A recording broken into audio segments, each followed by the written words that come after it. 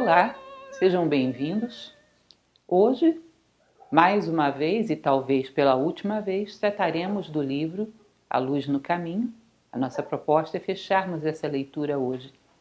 Sempre relembro a vocês que o que estamos fazendo é uma abordagem introdutória para que vocês possam aprofundar a reflexão. Esse não é um livro que se possa esgotar numa palestra, ainda mais uma palestra tão pequena. E nem encontraremos alguém, pelo menos não conheço, com tanta profundidade a ponto de esgotar um livro como Luz no Caminho. Então é um convite para que vocês reflitam e completem essa reflexão com as experiências próprias de cada um, com a profundidade que cada um consegue atingir através dela.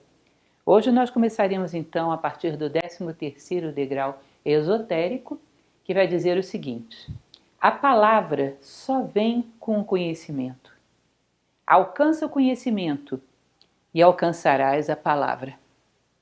Isso eu acho muito bonito porque existe dentro do mundo clássico, Platão principalmente, uma ideia muito clara de que a palavra, o hieros logos, a palavra sagrada, tem algo de muito especial. Uma distinção entre a palavra e o ruído. De uma certa maneira, muito do que nós pronunciamos é ruído, porque quando pronunciamos algo que não temos plena consciência do significado que está por trás desse significante que é a palavra, ela é um mero ruído vazio de conteúdo. Quando perdemos a noção do que as palavras significam, elas se tornam um ruído.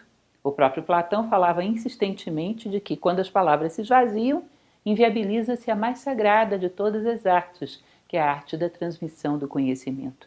Então, palavra, para que nós possamos pronunciar realmente a palavra, uma palavra, talvez a palavra mesmo, aquela que viemos dizer ao mundo, teremos que conhecer um pouco da nossa essência, para sabermos que todo o universo, como nós falamos lá no Kybalion, se identifica por vibração, por um padrão vibratório em que a consciência se situa. Entender a essência das coisas é captar esse padrão vibratório que se expressa como verbo, e no início era o verbo.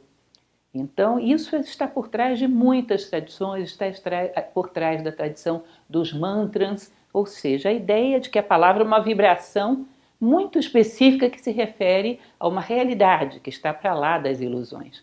Só quando alcançamos o conhecimento, temos como representá-lo através de uma palavra. Se não temos conteúdo, nossas palavras serão meramente uma emissão de ruídos.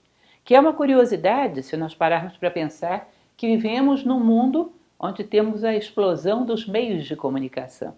E já não temos tanta coisa para comunicar.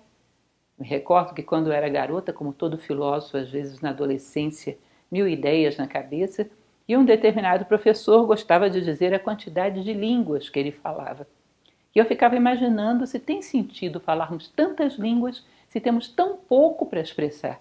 Uma só bastaria, ou talvez até sobrasse. Então essa ideia de que a palavra ela passa a ser um instrumento imbuído de um caráter sagrado, quando nós entendemos o significado que ela tem por trás. E no fundo, cada ser humano, a cada ser humano, deve provavelmente corresponder uma palavra, que é aquela parte do Dharma que nos corresponde pronunciar no mundo, aquela nota da canção da vida que o mundo espera que a gente pronuncie. Essa palavra, se vocês forem lá no Dhammapada budista, ele vai dizer, mais do que 1000 palavras sem sentido, vale uma que traz consolo a quem a ouve. Esse recado que viemos ao dar ao mundo. Esse recado que tem a ver com a nossa identidade mais profunda, que justifica a nossa existência no mundo. Essa é a palavra. Alcança o conhecimento e alcançarás a palavra. Platão tem uma passagem interessante sobre isso no mito da caverna, para quem conhece, que são aqueles homens prisioneiros olhando para uma parede, vendo sombras e tomando as sombras como realidade, muito resumidamente, onde ele diz que existem especialistas entre os escravos da caverna, aqueles que mais rapidamente reconhecem as sombras, mais rapidamente sabem denominá-las, mais rapidamente sabem relacioná-las com outras parecidas que já houve no passado. Esses são admirados e tomados como especialistas, como muito conhecedores entre os prisioneiros da caverna. Ele diz, mas um homem que se liberta, sai da caverna, vê as coisas iluminadas pela luz do sol, que é a ideia do bem, e volta para a caverna por compaixão para com seus companheiros, esse homem, ao ver uma sombra, em 1 minuto, ele sabe mais do que todos os especialistas do mundo. Eu acho isso muito bonito, porque ele sabe a luz da realidade que se projetou ali dentro e provocou aquela sombra específica. Ele sabe o significado e não meramente decora características do significante. Então isso é um elemento interessante que poderíamos aplicar aí. Quem sai da caverna, quem encontra alguma profundidade, a essência, a realidade, em pequena medida que seja, conhece mais do que todos aqueles que memorizam as características da forma. Se nós pegássemos um outro exemplo que também é muito citado por um filósofo que foi fundador de Nova Acrópole, o professor Jorge Ângelo Livraga, ele dizia que nós imaginemos uma pessoa que é um técnico que examina um livro e sabe a celulose que constitui o papel e sabe os elementos que foram utilizados para compor a tinta e sabe todos os requintes da técnica, mas não sabe ler. De forma alguma ele acredita que aqueles sinais pintados naquele papel, juntos, geram um significado que remete para coisas que estão fora do livro. Não acredita nisso. É mais ou menos isso que fazemos em relação à vida. Podemos conhecer certos elementos técnicos que compõem a vida, mas não sabemos juntar os fatos da vida e lê-la, e saber que ela remete para algo que não está ali nas aparências, mas está em outro plano, em outro lugar, ela remete para fora da caverna. Então, o conhecimento gera o uso sábio da palavra, o uso apropriado da palavra. O conhecimento nos dá a posse da palavra e o direito de usá-la de forma pertinente. Quando nós usamos tantas palavras e não sabemos o que dizer, nós podemos dizer que as palavras estão acorrentadas. Libertar as palavras é saber utilizá-las com propriedade. Isso seria basicamente o 13º degrau. O 14º degrau já entra numa parte do livro que se diz: a partir daqui já não tenho muito a dizer, a partir daqui você caminha sozinho. Então imaginem vocês esse mestre, seja lá quem for, que tenha ditado esse livro para Mabel Collins, que é o que ela conta, que isso teria sido ditado por alguém, já foi muito complicado até aqui. A partir desse ponto ele diz: a partir daqui você vai sozinho, ou seja, fica ainda muito mais complicado. Ou seja, é um nível de conhecimento profundo que presume que quem chegou aqui com propriedade, com autoridade, agora tem sabedoria suficiente para prosseguir o caminho sozinho. Para que nós tenhamos uma noção do quanto estamos abordando superficialmente, algo que vai muito mais fundo do que talvez possamos imaginar. Então, o 14º degrau vai dizer o seguinte: tendo adquirido o uso dos sentidos internos, tendo dominado os desejos dos sentidos externos, havendo subjugado os desejos da alma individual e tendo obtido o conhecimento, prepara-te, ó discípulo, para entrar realmente no caminho. O caminho foi encontrado, prepara-te para trilhá-lo. Então percebam, nós temos contato com os fins. Ouvimos um pouco da canção da vida, temos o contato com aquele grande guerreiro que dominará a batalha por nós. E temos também um certo domínio dos meios, que são os sentidos tanto internos, que nos permitem a vida interior, quanto os sentidos externos, que nos aparelham para a vida exterior. Conhecemos os fins, conhecemos os meios, superamos em parte, pelo menos, em parte significativa, o egoísmo, a manipulação pessoal do conhecimento para proveitos personalísticos e passageiros. Ou seja, nós limpamos os pés, podemos pisar na escada, podemos prosseguir o caminho. Por uma questão que é muito importante e reiterada em todos esses livros significativos da humanidade. O conhecimento gera compromisso. Se você chegou a reunir tantas ferramentas e agora elas te levaram até a beira do caminho, corresponde agora caminhar e dividir os frutos com aqueles que vêm atrás. O conhecimento é alcançado quando o homem se purifica de qualquer forma de separatividade, de egoísmo, no nível que lhe permita querer o conhecimento não apenas para si. Lembrem daquele sutra que sempre repito, o Mahaprajna Paramita. Ide juntos, mais além do mais além, até a iluminação última. Ou seja, só tem interesse se vamos juntos, ou se vamos por todos, ainda que caminhamos sozinhos. Então, nesse momento, tudo que foi conhecido nos gera o compromisso de nos empenharmos nessa caminhada, para trazer um pouco mais de luz ao mundo. Essa ideia de que conhecimento gera compromisso é uma equação inexorável. O exemplo mais simples que sempre uso Imagine que você passa por uma piscina e não sabe absolutamente nadar e tem alguém se afogando. Bom, sim, você deve pedir socorro, você deve correr atrás de alguém que possa fazer alguma coisa, pode tentar alguma ferramenta para a qual a pessoa se agarre dentro da água, mas se atirar dentro da água para se afogar junto seria estúpido. Ninguém vai te cobrar não ter se atirado dentro da água. Agora, se você nada muito bem, que não tenta sequer se atirar dentro da água para resgatar aquela pessoa, usando todas as técnicas que conheça, pode ser acusado por omissão de socorro, porque o conhecimento gera compromisso. Se temos as ferramentas, temos o compromisso de utilizá-las. Se a natureza te permitiu, confiou em você para que você detivesse as ferramentas, agora use. Agora é compromisso. Agora é corresponder a tudo aquilo que te foi dado. Então, isso seria basicamente a ideia desse 14º degrau. O 15º vai dizer, então, qual é o próximo passo que se deve fazer uma vez que você está comprometido e trilhando o caminho. Indaga a terra, ao ar e à água sobre os segredos que eles guardam para ti. O desenvolvimento dos teus sentidos internos te permitirá fazê-lo.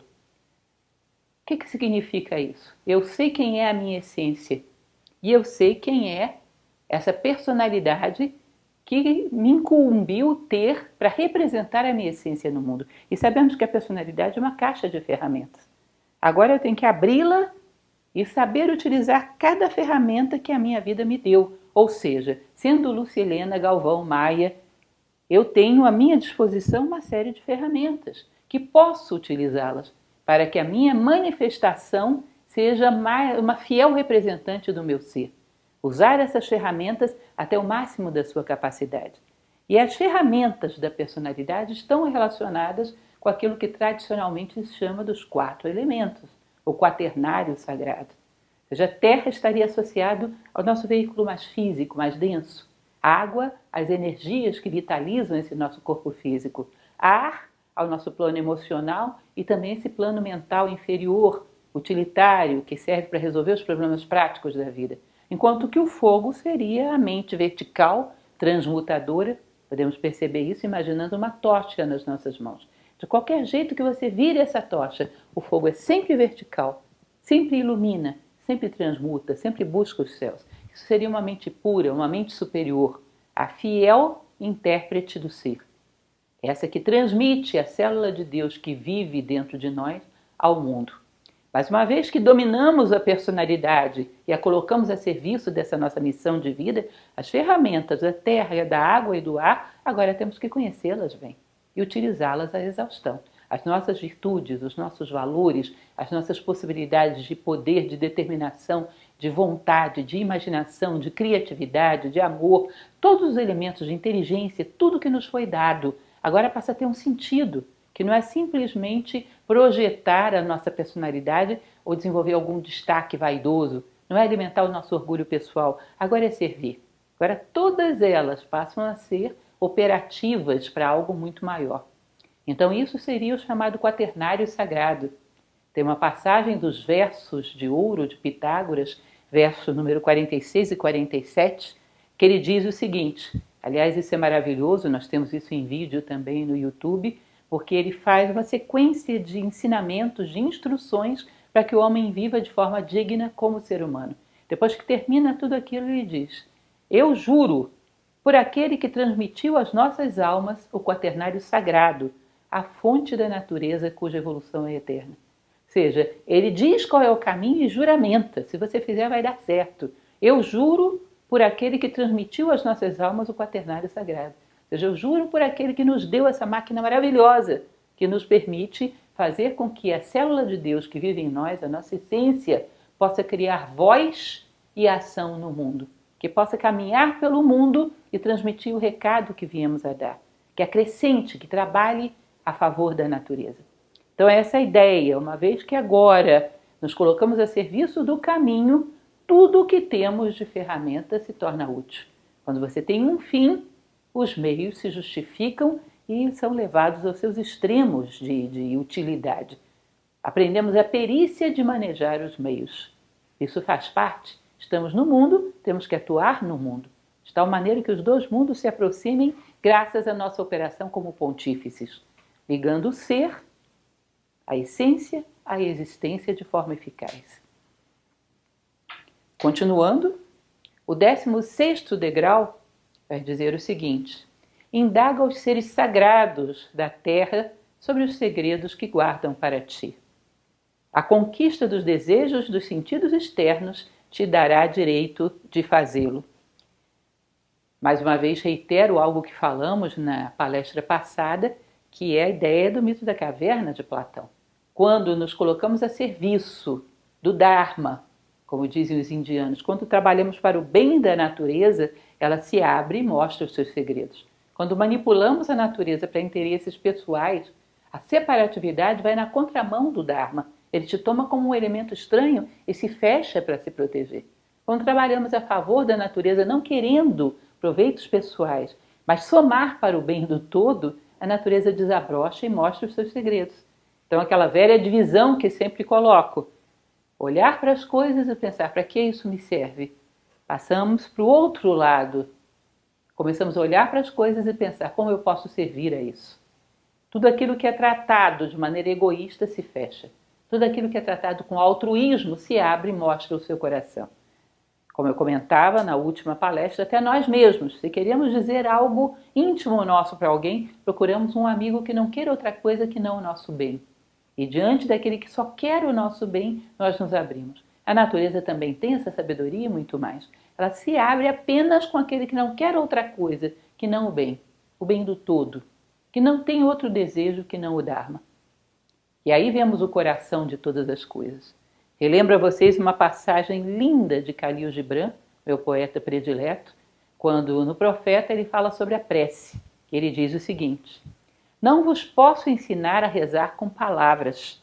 Deus não escuta vossas palavras, exceto quando Ele próprio as pronuncia através de vossos lábios. Nesse momento, Deus está pronunciando as suas palavras através dos vossos lábios. Portanto, a natureza ouve. A natureza está atenta às palavras de Deus. Nesse momento, você se tornou um veículo através da qual a essência do universo chega à aparência do universo, chega ao mundo. A tua voz é a voz das essências e a natureza reconhece essa voz e se abre e coloca os seus recursos, todos os poderes do quaternário a teu serviço. Isso é muito bonito. Isso lembra um pouco o conceito junguiano de sincronicidade. Você se torna sincrônico com toda a natureza. 17º. Indaga do mais íntimo, do uno, o segredo final que ele guarda para ti ao longo das eras.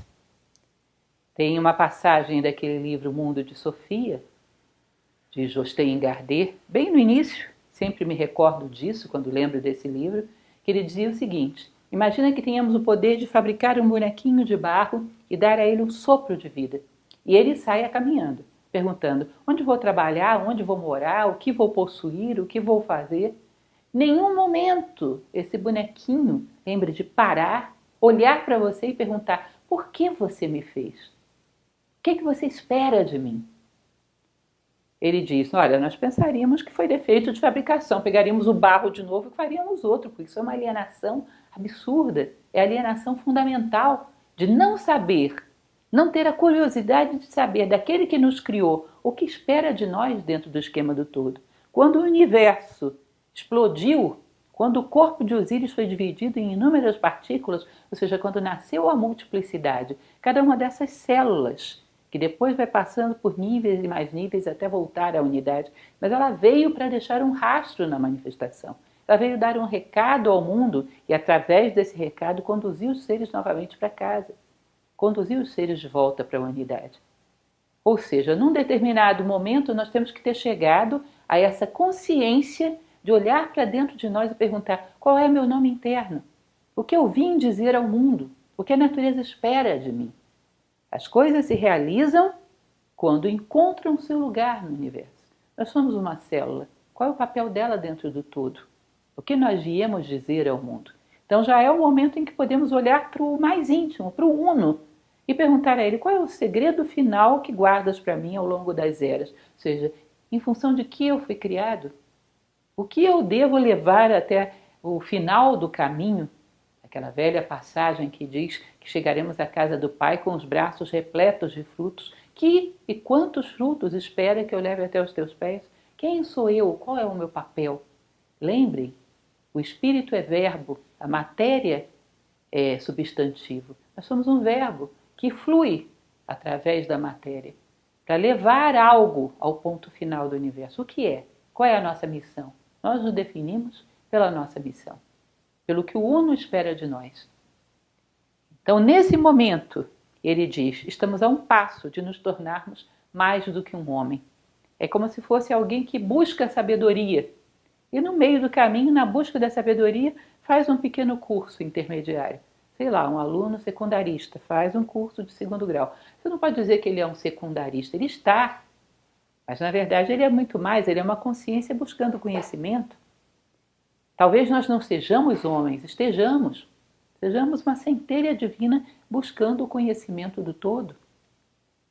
Chega um determinado momento que a gente, ao vislumbrar isso, sente que estamos homens, mas talvez sejamos muito mais do que isso. Ou seja, estamos a um passo, aquele que vive legitimamente esse degrau, com plena consciência do que ele representa, está a um passo de se tornar mais do que um ser humano. Ou seja, o processo do umbral da sabedoria absoluta e plena, o processo do umbral da condição humana plena.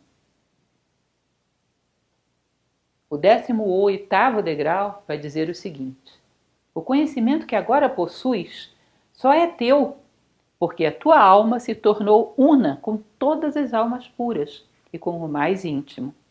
É um depósito que o Altíssimo te confiou.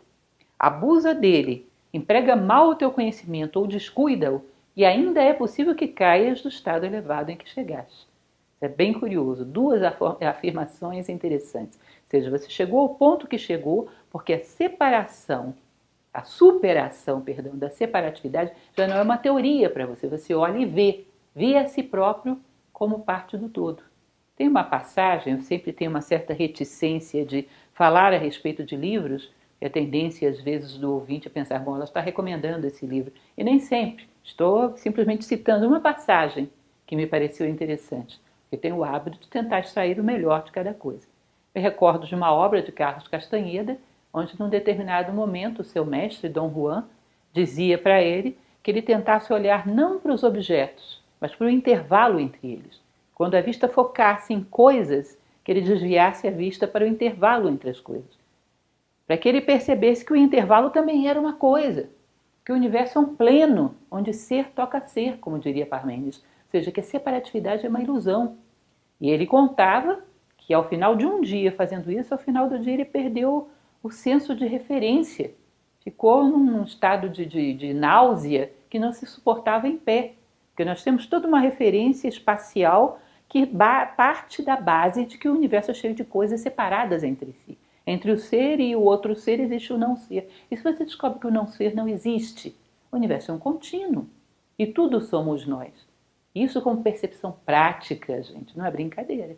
Nossa psique tem que estar muito amadurecida para poder suportar uma percepção prática desse tipo. Mais uma vez, insisto, não estou recomendando livros de Carlos Castanheira. Tenho aí algumas coisas que eu admiro, outras nem tanto nesses livros. Mas esse detalhe é muito interessante. Como aquele da areia que eu já citei para vocês. Passa o dedo na areia, faz um suco, passa o dedo na areia novamente, faz outro suco. Mas você sabe que os 2 sucos são areia e o intervalo entre eles também.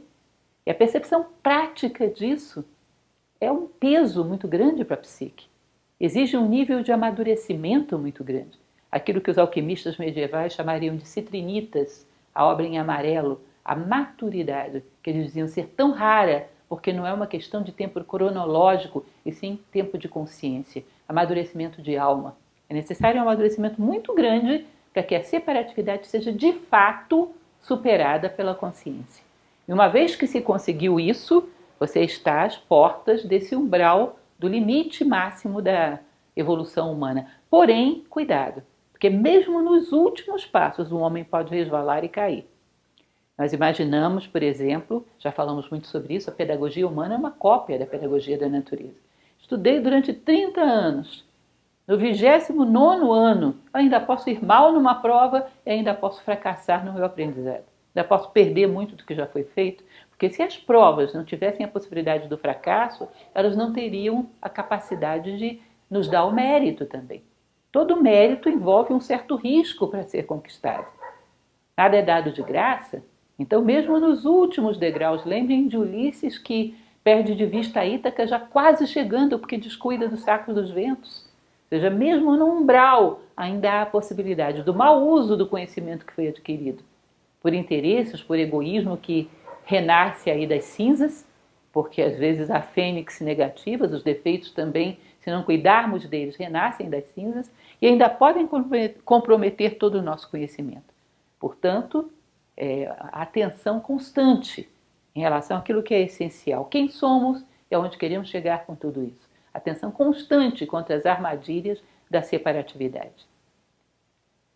Continuando, o 19º degrau vai dizer: agarra com força aquilo que não tem substância nem existência. Está escrito que para aquele que se encontra no limiar da divindade, nenhuma lei pode ser estabelecida, nenhum guia pode existir.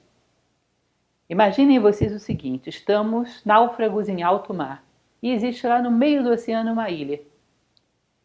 Uma coisa é estarmos à mercê da maré, nos jogando de um lado para o outro, sujeitos a sermos arrastados ou a submergir a qualquer momento.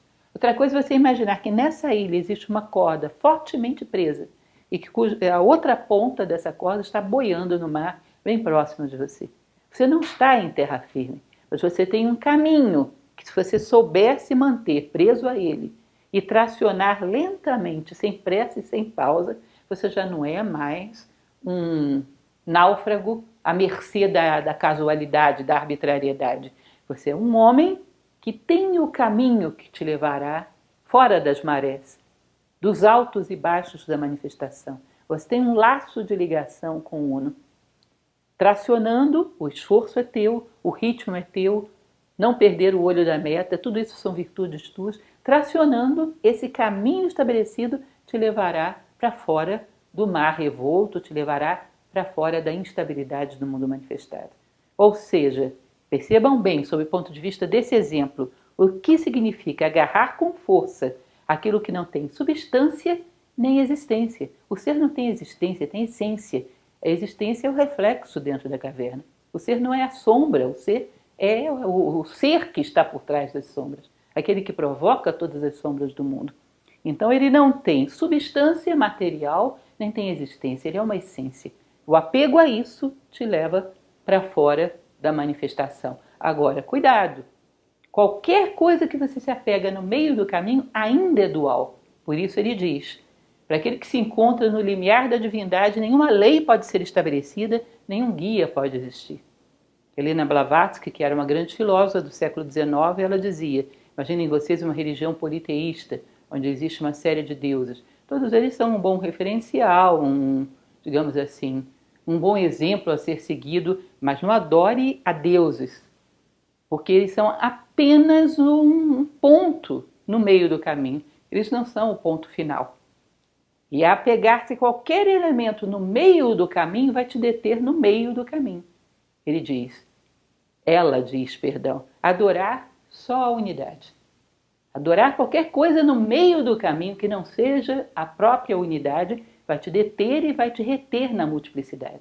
Por isso se diz que Buda olhava para uma estrela, apontava para essa estrela e dizia: olhe para a estrela, não olha para o meu dedo que aponta. Se você se apega ao meu dedo, isso vai te bloquear no caminho da manifestação. Para aquele que se encontra no limiar da divindade, nada senão terra firme, nada senão uno. Porque qualquer coisa no meio do caminho pode ser um obstáculo para que ele vá até o ponto final. Não que as coisas sejam colocadas no meio do caminho para serem obstáculos. Os seres que estão no meio do caminho, mestres, seres mais sábios, estão aí para indicar o caminho, mas o nosso apego a eles pode sim se tornar um obstáculo. Percebam que nós estamos falando, como diria um antigo professor a quem tem muita gratidão, que foi o professor Michel Echenique. Certos conhecimentos ele dizia: isso não é coisa para criança, minha filha. Esse aqui é um que certamente ele diria: isso não é coisa para criança. De uma certa maneira, no nosso nível, somos todos crianças, observando as estrelas. aquilo que de grandioso que o futuro pode trazer para nós. 20º degrau. Escuta somente a voz que não tem som. De uma certa maneira, esse 20 e o 21 são meio que continuações do 19. Escuta somente a voz que não tem som. Perceba que os sentidos nossos são adereços para atuarmos no mundo. Um mundo que nós percebemos como exterior a nós. E nesse mundo existe a visão, existe a audição, existe o tato, porque nós percebemos a separatividade como algo real. Agora, quando passamos para os sentidos internos, aqueles que nos proporcionam vida interior, percebe que a gente ainda usa as referências que trouxemos dos sentidos externos. Ou seja, eu olho para dentro de mim e penso na sabedoria como uma coisa que está separada de mim. Por quê? Os meus sentidos internos foram viciados pela visão da separatividade que eu tenho no mundo exterior. Eu penso em Deus, Ele lá, eu aqui. Eu penso na minha essência, ela lá, eu aqui. Não consigo, através dos sentidos, que são muito inspirados pelos sentidos externos, ver a unidade. Porque a unidade não tem como enxergar nada do lado de fora, não tem nada do lado de fora. Ela não tem como ouvir nada do lado de fora, não tem do lado de fora, ela é o todo. Então as nossas referências de sentidos, de voz, de visão, de tato, nesse momento são bloqueios. Você procura ver alguma coisa e não tem nada para ver. Você teria que mergulhar dentro de um todo que nos parece vazio, como diz o Tao Te Ching. Aquele vazio. Vários raios provocam a existência da roda, mas o que lhe dá sentido é o vazio do centro, onde passa o eixo. Várias paredes limitam uma sala, mas o que dá sentido é o vazio, dentro da qual nós podemos executar as nossas atividades. Esse vazio central, onde não existem mais os atributos com os quais estamos familiarizados. Daí começar o Bardo Todol, que é o livro tibetano dos mortos, ele também fala sobre isso. Que imediatamente após a morte o homem vê um luminoso vazio. Como não sabe reconhecer o vazio como algo bom, foge com medo. E aí vai para a periferia, onde existem sombras que lhe são mais familiares. Ou seja, isso de identificar um profundo vazio, onde todas as coisas são absorvidas. E não querer se apegar a referências da separatividade. Só um homem já num nível de sabedoria muito grande, cuja familiaridade com o Uno já esteja muito bem vinculada para que ele não tema o Uno. Pode começar a abrir mão dessas referências de compreensão que vieram dos sentidos e que internalizamos muitas vezes. Então os sentidos são adereços do mundo manifestado e a voz de comando que vem dentro de nós não tem som. Você não vai perceber alguém falando no seu ouvido. Vai ser quase que uma intuição poderosa, interna, que te inspira aquilo que é. Ela não te diz, ela não tem voz. Ela não te mostra, ela não tem forma, ela te inspira. O braço de Deus estendido sobre o cosmos, ela te inspira o Dharma. Mas ela não diz nem mostra nada, porque já não há mais nada para dizer, nem nada para mostrar nesse nível. Ao portal da unidade, já não há nada de separado que se possa usar como ferramenta de apoio. E continuando, por fim, o 21º. Olha somente para o que é invisível, tanto para os sentidos internos como para os sentidos externos. Ou seja, como falamos antes, nos livrarmos dos reflexos que nos limitam e nos aprisionam. Ver a partir do uno, ter um sentido de plenitude, sem carências e sem divisões. Imaginem vocês, o nosso egoísmo já nos dá uma dificuldade muito grande para vermos as coisas através delas mesmas. Só olhamos e vemos aquilo que nos interessa. Praticamente o universo é um grande fornecedor de matéria-prima para os nossos interesses pessoais. Quando nós começamos a desenvolver aquilo que Sirihan chamava da base negativa da consciência, que é querer ver as coisas em si e não para que elas me servem, isso já é um avanço muito grande para nós. Contava para vocês já 1 milhão de vezes aquele exemplo da minha filha que chegou em casa um dia chateada porque a amiguinha dizia que não ia economizar água porque o pai podia pagar.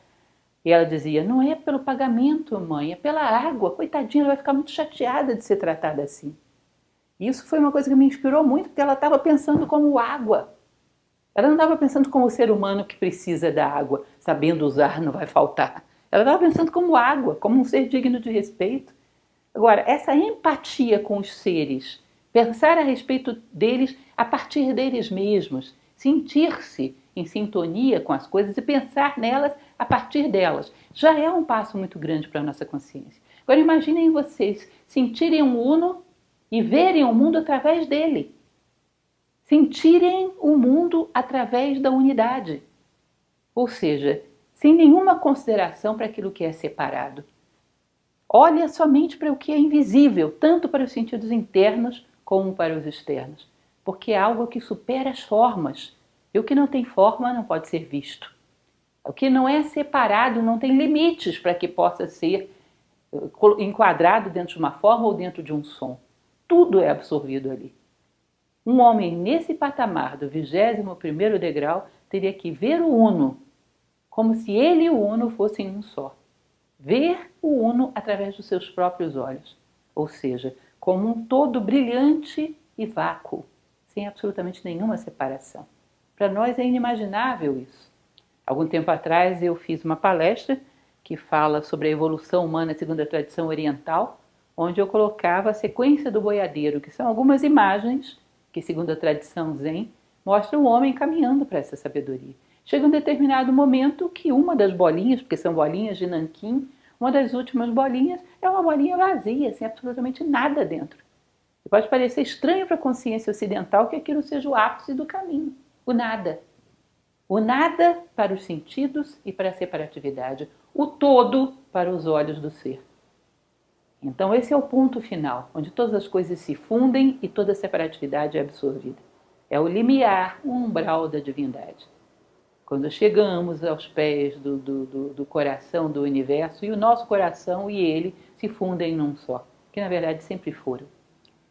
Esse seria então o caminho apontado por essa tradição para a evolução do homem, último passo. Não prometi a vocês que seria fácil porque não poderia fazê-lo, esse não é um livro simples, mas sim alguma instrução que possa pelo menos incentivá-los a ler. Mergulhar nisso, refletir, calar um pouco a mente, senti-lo, que a reflexão exige que às vezes não só pensemos sobre as coisas, mas também paremos de pensar e sintamos as coisas, como se nós pudéssemos saborear com o paladar interno e sentir o estado de consciência que elas nos provocam. É muito difícil para alguém tão distante desse objetivo saber exatamente o que ele é, mas é importante reiterar aquele exemplo que sempre tenho dado. Se eu vivo dentro de uma casa, fecho todas as portas e janelas e sou inimiga do sol, eu vivo no escuro. A partir do momento que eu, vivendo na mesma casa, no mesmo lugar, resolvo me reconciliar com o sol e abro portas e janelas, ele já me ilumina onde eu estou, simplesmente pela disposição de estar em contato com ele. Então, quando temos contato com clássicos dessa beleza, o que nós estamos fazendo é abrir portas e janelas para a sabedoria. Ainda que distantes, o fato de nos colocarmos em contato com ela já traz alguma luz, pelo simples fato de querermos ver, de querermos nos colocar em contato com essa realidade tão maior do que aquela que vivíamos cotidianamente. Ou seja, o que eu espero com essa nossa sequência de leitura, tão curta, porque trata de um livro curto e que não há muito o que acrescentar no nosso nível, mas que a gente possa fazer uma verdadeira abertura de portas e janelas em direção à sabedoria. Muito obrigada e espero que tenha sido algo de valor para vocês, como foi para mim.